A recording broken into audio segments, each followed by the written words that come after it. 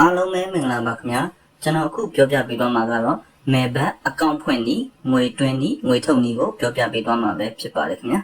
ဒီဗီဒီယိုကမိတ်ဆွေတို့အတွက်အကျိုးရှိတယ်ဆိုရင်ဗီဒီယိုကို like လုပ်ပြီးတော့ channel ကို subscribe ပြုလုပ်ပြီးတော့ကြပါအောင်ခင်ဗျာမယ်ဘတ်အကောင့်ဖွင့်ဖို့အတွက် registration ကိုနှိပ်ပေးပါ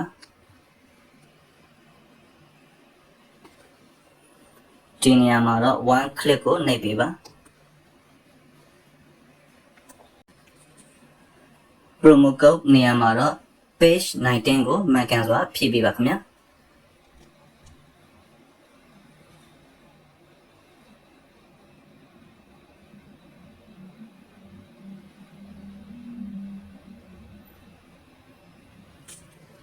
promo code page 19ကိုဖြည့်ပြီးသွားရင်တော့4000ခွက်ကိုအမှန်ချစ်ပေါ်အောင်နှိပ်ပေးပါ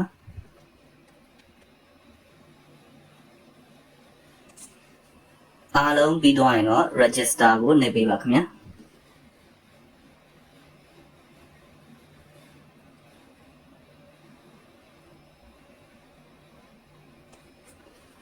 ဒီနေရာမှာတော့ပေါ်လုံးလေးကိုအကွက်လေးထဲဝင်အောင်ရွှေ့ပေးပါခင်ဗျာ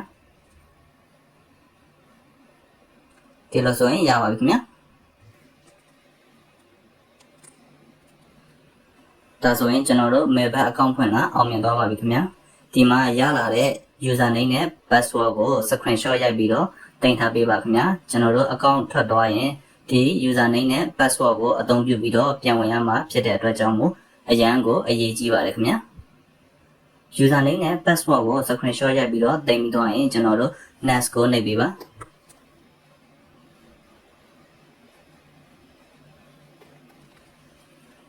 ဒါဆိုရင်ကျွန်တော်တို့ mail back account ရသွားပါပြီခင်ဗျာ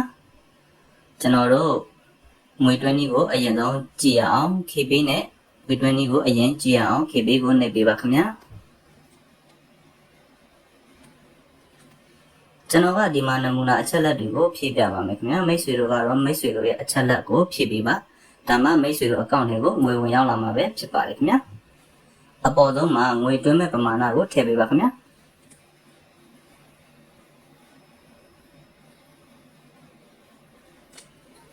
your KB account number ဆိုတဲ့နေရာမှာမိတ်ဆွေတို့ရဲ့ KB account number ကိုမှန်ကန်စွာဖြည့်ပေးပါကျွန်တော်ကတော့နမူနာဖုန်းနံပါတ်တစ်ခုကိုဖြည့်ပြပါမယ်ခင်ဗျာ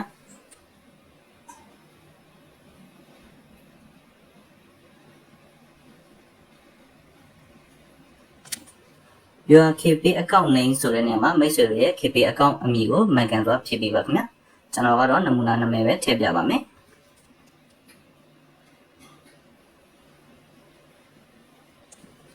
ကျွန်တော်တို့ငွေတွင်းမဲ့ပမာဏ KB ဖုန်းနံပါတ် KB အမည်ကိုဖြည့်ပြီးသွားရင်တော့အပေါ်မှာ active ဖြစ်နေတဲ့ agent ဖုန်းနံပါတ်ရှိပါတယ်ခင်ဗျာ copy ယူပါ copy ယူပြီးတော့မိတ်ဆွေတို့ရဲ့ KB ထဲမှာအရင်ဆုံးငွေတော့လွှဲပေးပါခင်ဗျာငွေလွှဲပြီးရင် KB ရဲ့ transaction history မှာ KB ဇာတ်လောက်ဆောင်မှုအမှတ်အလုံး20ရှိပါလိမ့်မယ်ခင်ဗျာအဲ့ဒီအလုံး20ကိုဒီ20 digits ဆိုတဲ့နေရာမှာအားလုံးမှန်ကန်စွာပြန်လာပြီးတော့ဖြည့်ပေးပါခင်ဗျာကျွန်တော်ကတော့နမူနာဖြည့်ပြမှာဖြစ်ပြီးတော့မိတ်ဆွေတို့ကတော့မိတ်ဆွေတို့ရဲ့ KB ဇာတ်လောက်ဆောင်မှုအမှတ်အလုံး20လုံးကိုမှန်ကန်စွာဖြည့်ပေးပါခင်ဗျာ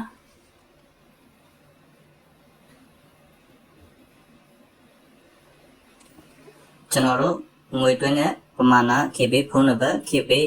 အမည် KB ဇာတ်လောက်ဆောင်မှုအမှတ်အလုံး20လုံးကိုဖြည့်ပြီးသွားရင်တော့ confirm လေးကိုနှိပ်ပေးပါခင်ဗျာဒါဆိုရင်မိတ်ဆွေတို့ KB နဲ့ငွေတွင်းတာအောင်မြင်သွားမှာပဲဖြစ်ပါတယ်မိတ်ဆွေတို့အကောင့်တွေကို10မိနစ်15မိနစ်အတွင်းမှာငွေဝင်လာပါလိမ့်မယ်ခင်ဗျာငွေမဝင်ဘူးဆိုရင်လည်းကျွန်တော်တို့ customer service မှာတွားပြီးတော့မြန်မာလိုပြောပြီးတော့ဖြည့်ရှင်းလို့ရပါတယ်ခင်ဗျာဒါကိုဗီဒီယိုအဆုံးမှာထည့်ပေးမှဖြစ်လို့ဗီဒီယိုကိုဆုံးအောင်ကြည့်ပေးကြပါဦးခင်ဗျာကျွန်တော်တို့ way နဲ့ငွေတွင်းကိုဆက်ပြီးတော့ကြည့်အောင် way ကိုနှိပ်ပေးပါခင်ဗျာဒီမှာလဲကျွန်တော်နမူနာအချက်လက်တွေကိုဖြည့်ပြမှာဖြစ်ပါတယ်မိတ်ဆွေတို့ကတော့မိတ်ဆွေတို့ရဲ့အချက်လက်အမှန်ကိုဖြည့်ပေးပါခင်ဗျာအပေါ်မှာငွေတွင်းမဲ့ပမာဏကိုထည့်ပေးပါခင်ဗျာ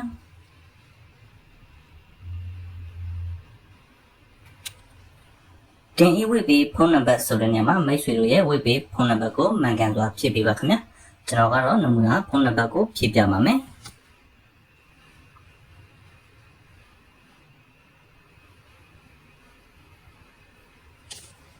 တင်ဤဝိပေအကောင့်ကင်ဆောင်သူအမည်ဆိုတဲ့နေရာမှာမိတ်ဆွေတို့ရဲ့ဝိအကောင့်အမည်ကိုထည့်ပေးပါခင်ဗျာကျွန်တော်ကတော့နမူနာနာမည်ကိုထည့်ပြပါမယ်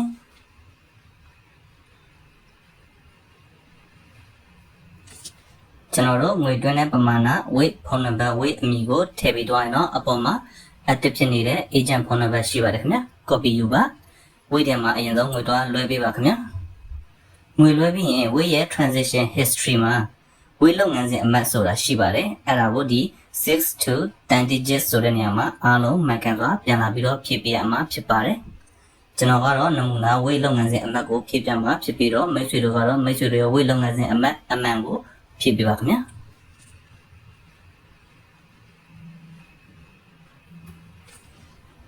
ကျွန်တော်တို့ weight မှာကပုံနေတာတစ်ခုရှိတတ်ပါတယ်ဒါကတော့ငွေလွှဲထားတဲ့ကျွန်တော် screenshot ကို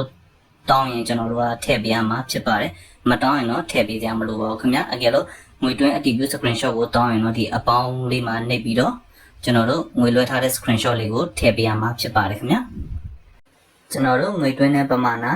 weight ဖုန်းနံပါတ် weight အမည်ငွေတွင်းအတည်ပြု screenshot weight လုပ်ငန်းစဉ်အမှတ်အားလုံးကိုဖြည့်ပြီးသွားရင်တော့ confirm ကိုနှိပ်ပေးပါခင်ဗျာဒါဆိုရင် weight နဲ့ငွေတွင်းတာအောင်မြင်သွားမှာပဲဖြစ်ပါတယ်မိတ်ဆွေတို့ account ထဲကို10မိနစ်15မိနစ်အတွင်းငွေဝင်လာမှာပဲဖြစ်ပါတယ်ခင်ဗျာကျွန်တော်တို့ငွေတွင်းနေပြီးတော့ငွေထုတ်နေကိုဆက်ပြီးတော့ကြည့်အောင်ခင်ဗျာကျွန်တော်ခဏတုန်းကအကောင့်ဖွင့်ပြီးရတဲ့ငွေတွင်းတဲ့နေရာကိုတိုက်ရောက်တော့လို့ကျွန်တော်ငွေတွင်းနေကိုတခါတည်းပြပြလိုက်တာဖြစ်ပါတယ်အကယ်လို့ငွေတွင်းမယ်ဆိုဒီ deposit ကနေငွေတွင်းလို့ရပါတယ်ခင်ဗျာကျွန်တော်တို့မဲဘက်မှာငွေထုတ်တော့မယ်ဆိုရင်ငွေမထုတ်ခင်အရင်ဆုံးကိုယ့်ရဲ့ချက်လက် personal profile ဖြည့်ထားဖို့လိုအပ်ပါတယ်ခင်ဗျာ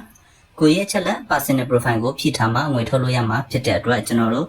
ကိုယ့်ရဲ့ချက်လက်ဖြည့်နေကိုအရင်ဆုံးကြည့်အောင်ခင်ဗျာမီနူကိုနှိပ်ပေးပါ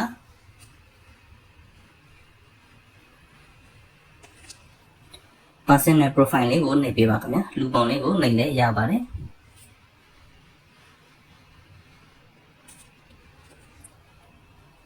enter details ကိုနှိပ်ပါခင်ဗျာ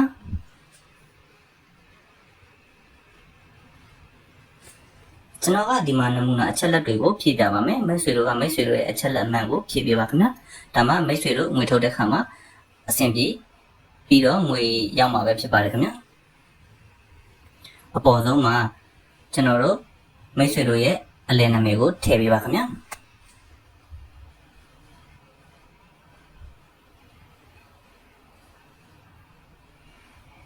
first name ကတော့မိတ်ဆွေတို့ရဲ့ပထမဆုံးအမည်ကိုထည့်ပေးပါခင်ဗျာ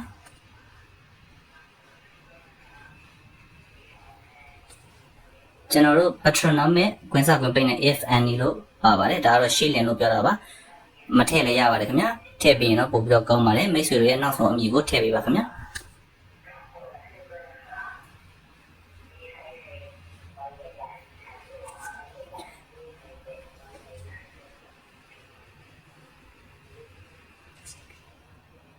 date of birth ကတော့မိတ်ဆွေတို့မွေးတဲ့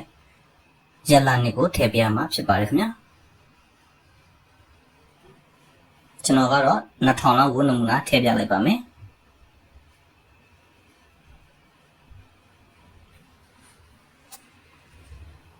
place of birth ကတော့မိတ်ဆွေတို့မွေးတဲ့နေရာဖြစ်ပါတယ်ခင်ဗျာကျွန်တော်ကတော့အားလုံးကိုရန်ကုန်ပဲနမူနာထည့်ပြလိုက်ပါမယ်ခင်ဗျာ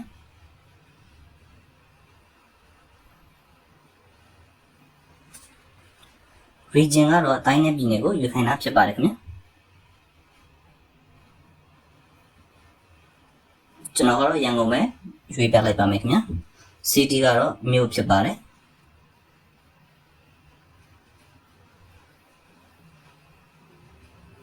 ရန်ကုန်ပဲထပ်ပြီးရွေးလိုက်ပါတယ်ခင်ဗျာ residence address ကတော့လက်ရှိနေထိုင်တဲ့လိပ်စာဖြစ်ပါတယ်ခင်ဗျာရန်ကုန်ပဲနမူနာထပ်ထည့်ပြလိုက်ပါမယ်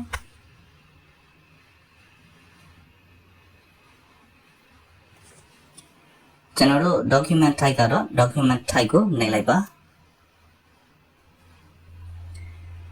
ကျွန်တော်တို့မှတ်ပုံတင်နံပါတ်ထဲမှာဖြစ်တဲ့အတွက်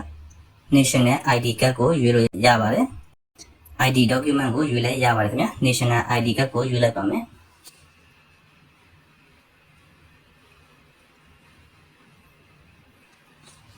series ကွင်းစကွင်းပိတ်နဲ့ if have လို့ပါပါတယ်ခင်ဗျာရှိလင်လို့ပြောတာပါခင်ဗျာမထည့်လည်းရပါတယ်ထည့်ပြီးရင်တော့ပို့ပြီးတော့ပြည်စုံပါတယ်ကျွန်တော်တို့မှတ်ပုံတင်ထဲမှာပါတယ်မြို့နာမည်အတူကောက်ကိုထည့်ပြရမှာဖြစ်ပါတယ်ခင်ဗျာဥပမာမြစ်ကြီးနာဆိုရင်မကနာပေါ့နော်အဲ့ဒါလေးအတူကောက်လေးထည့်ပြရမှာ ဖြစ်ပါတယ်ကျွန်တော်တို့လွိုက်ကောဆိုရင်လာကာနာပေါ့နော်ကျွန်တော်တို့ရန်ကုန်ဆိုရင်မြောက်တကုံဆိုရင်မာတာကပေါ့နော်တောင်တကုံဆိုရင်တာတာကအစရှိတဲ့ဖြင့်အတူကောက်လေးထည့်ပေးရမှာဖြစ်ပါတယ်ခင်ဗျကျွန်တော်ကတော့တောင်တကုံတာတာကကိုနမူနာထည့်ပြပါမယ်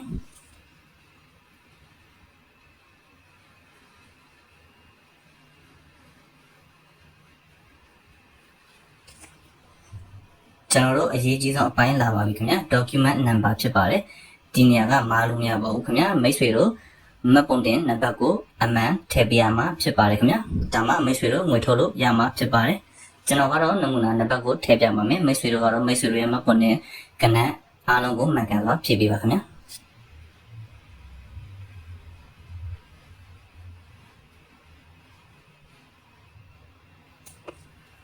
ကျွန်တော်တို့မှတ်ပုံတင်နံပါတ်ကိုထည့်ပြီးတော့ရင်တော့ date of issue ကတော့မှတ်ပုံတင်ထုတ်ပေးတဲ့ရက်စွဲဖြစ်ပါတယ်ခင်ဗျအတိအကျမှတ်မိစရာမလိုပါဘူးဒါပေမဲ့3-5နှစ်တော့ခွာပေးပါခင်ဗျကျွန်တော်က2020လောက်ကိုနမူနာရွေးပေးလိုက်ပါမယ် issue ဘိုင်ကတော့ထုတ်ပေးတဲ့နေရာပါကျွန်တော်တို့ government ဘိုင်မြန်မာလို့ထည့်လို့ရပါတယ်ခင်ဗျ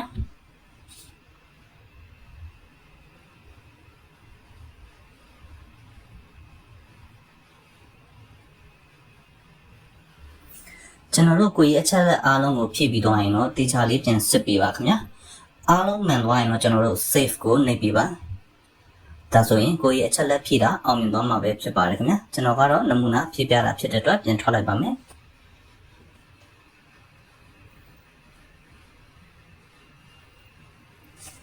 ကျွန်တော်တို့ကိုယ်ရဲ့အချက်လက်ဖြည့်ပြီးတော့ရင်တော့ငွေထုတ်လို့ရပါပြီခင်ဗျာမီနူးကိုနှိပ်ပေးပါစတင်အလုံးလေးကိုနှိပ်ပေးပါခင်ဗျာ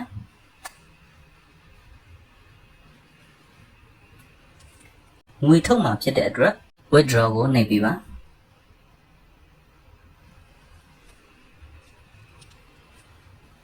ကျွန်တော်တို့ KB နဲ့ငွေထုတ်နည်းကိုအရင်ကြည့်ရအောင်ခင်ဗျာ KB ကိုနှိပ်ပေးပါ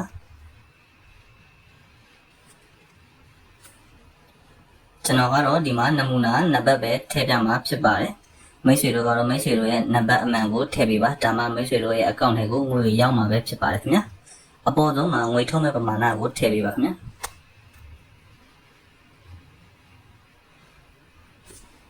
Your KP account number ဆိုတဲ့နေရာမှာမိတ်ဆွေတို့ရဲ့ KP account number ကိုမှန်ကန်စွာဖြည့်ပေးပါခင်ဗျာ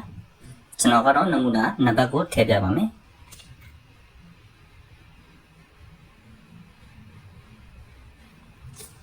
Your KP account name ဆိုတဲ့နေရာမှာမိတ်ဆွေတို့ရဲ့ KP account အမည်ကိုမှန်ကန်စွာထည့်ပေးပါခင်ဗျာ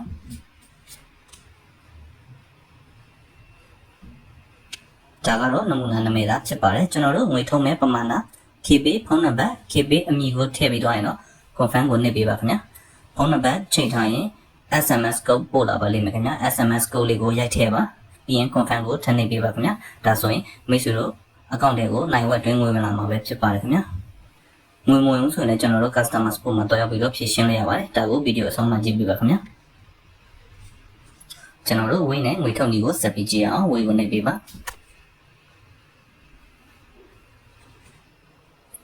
အပေါ်လုံးမှာငွေထုတ်မဲ့ပမာဏကိုထည့်ပေးပါ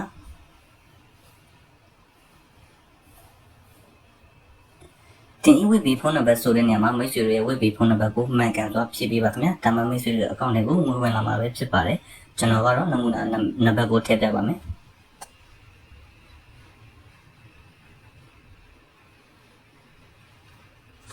တင်ဤဝေဘီအကောင့်ကန်ဆောင်သူအမည်ဆိုတဲ့နေရာမှာမိတ်ဆွေတွေရဲ့ဝေအကောင့်အမည်ကိုမှန်ကန်စွာထည့်ပေးပါဒါကတော့နမူနာနာမည်သားဖြစ်ပါတယ်ကျွန်တော်တို့ငွေထုတ်မဲ့ပမာဏဝေဖုန်းနံပါတ်ဝေအမည်ကိုထည့်ပြီးတော့ရင်တော့ confirm ကိုနှိပ်ပေးပါခင်ဗျာဖုန်းနံပါတ်ချိန်ထားရင် SMS code ပို့လာပါလိမ့်မယ် SMS code ရိုက်ထည့်ပါခင်ဗျာပြီးရင် confirm ကိုထည့်နှိပ်ပေးပါဒါဆိုရင်ငွေထုတ်တာအောင်မြင်သွားမှာပဲဖြစ်ပါတယ်မိတ်ဆွေတို့အကောင့်တွေကိုနိုင်ဝက်တွင်းငွေဝင်လာမှာပဲဖြစ်ပါတယ်ခင်ဗျာကျွန်တော်တို့ငွေထုတ်လို့အကောင့်တွေကိုငွေမဝင်တာငွေတွင်းလို့မရောက်တာကိုယ့်ရဲ့အချက်လက်ဖြစ်နေသိချင်တာဒါမှမဟုတ်အခြားသောပြဿနာတစ်ခုခုကိုမေးမြန်းဖြေရှင်းချင်တာဆိုရင် customer service မှာတွားရောက်ပြီးတော့မေးမြန်းဖြေရှင်းလို့ရပါတယ်ခင်ဗျာဒါကိုဘယ်လိုတွားအောင်လဲဆိုတော့ menu ကိုနှိပ်ပေးပါကျွန်တော်တို့ customer support ကိုနှိပ်လိုက်ပါခင်ဗျာ ကျွန်တော်တို့အပေါ်ဆုံးကတော့ chat ဖြစ်ပါတယ်ကျွန်တော်တို့အဲ့ဒါစာပို့ပြီးတော့မြန်မာလိုမေးမြန်းရတဲ့နေရာဖြစ်ပါတယ် call back ကတော့ဖုန်းဆက်ပြီးတော့မေးမြန်းရတဲ့နေရာဖြစ်ပါတယ်ခင်ဗျာ call back လေးကိုအရင်ကြည့်အောင် call back ကိုနှိပ်ပေးပါအပေါ်ဆုံးမှာမိတ်ဆွေတွေရဲ့ဖုန်းနံပါတ်ကိုဖြည့်ပေးပါခင်ဗျာကျွန်တော်ကနမူနာဖုန်းနံပါတ်ကိုဖြည့်ပြပါမယ်မိတ်ဆွေတို့ကတော့မိတ်ဆွေရဲ့ဖုန်းနံပါတ်အမှန်ကိုဖြည့်ပေးပါခင်ဗျာ +95 ပါတဲ့အတွက်ကျွန်တော်တို့ကဖုန်းနံပါတ်ဖြည့်တဲ့အချိန်မှာ3ညကိုခြံပြီးတော့ဖြည့်ပေးပါခင်ဗျာ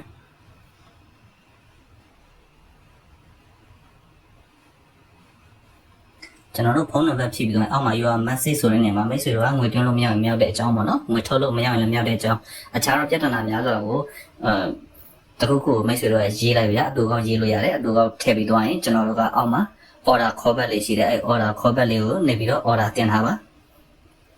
သူကဒီမှာရေးထားပါတယ်24နိုင်အတွင်းမှာပြန်ပြီးတော့ဆက်တွဲလာမယ်ဆိုပြီးတော့ဆက်တွဲလာလို့ရှင်မိတ်ဆွေတို့ကမိတ်ဆွေတွေရဲ့ပြဿနာကိုဖုံးဆက်ပြီးတော့ပေါ့နော်မြန်မာလိုမေးမြန်းဖြေရှင်းလို့ရမှာပဲဖြစ်ပါတယ်ခင်ဗျာကျွန်တော်တို့ကစာပို့ပြီးမေးမြန်းချင်တယ်ဆိုရင်တော့ချက်ကိုနေပြီပါ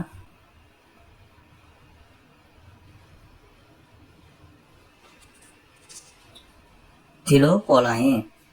မြန်မာနဲ့ English ကိုရွေးခိုင်းပါတယ်တခုခုရွေးလိုက်ပါခင်ဗျာကျွန်တော်ကတော့ English ပဲရွေးလိုက်ပါမယ်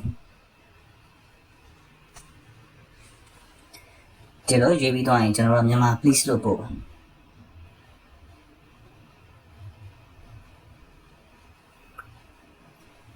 မြန်မာ please လို့ပို့ပြီးတော့ရင်ဒီလို board တွေအစားဖြည့်လာပါလိမ့်မယ်ဒါဆိုရင်ကျွန်တော်မြန်မာ please လို့ပဲထပ်ပို့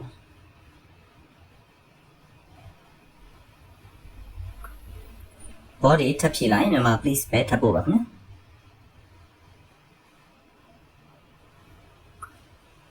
ဗျာဒီလိုလေး assistant ရှာပေးနေတယ်ကျွန်တော်တို့ selecting an operator လို့ပေါ်လာလို့ရှိရင်ကျွန်တော်တို့ကမြန်မာ please လို့ပဲထပ်ပို့ပါခင်ဗျာ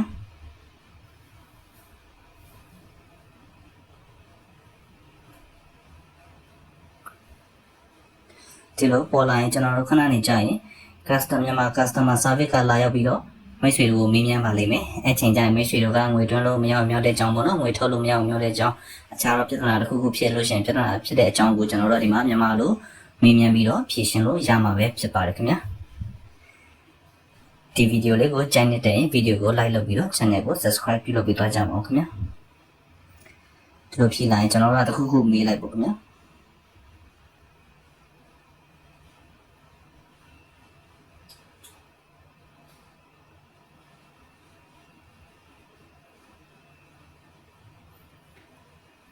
ကျွန်တော်ကတော့ဒါကတော့မေးကြံမရှိတဲ့အတွက်နမူနာပဲမေးပြလိုက်တာပါမိတ်ဆွေတို့ကတော့မိတ်ဆွေတွေပြဿနာကိုဒီမှာမေးမြန်းဖြေရှင်းလို့ရပါတယ်ခင်ဗျာအားလုံးကိုကျေးဇူးအထူးပဲတင်ရှိပါတယ်ခင်ဗျာ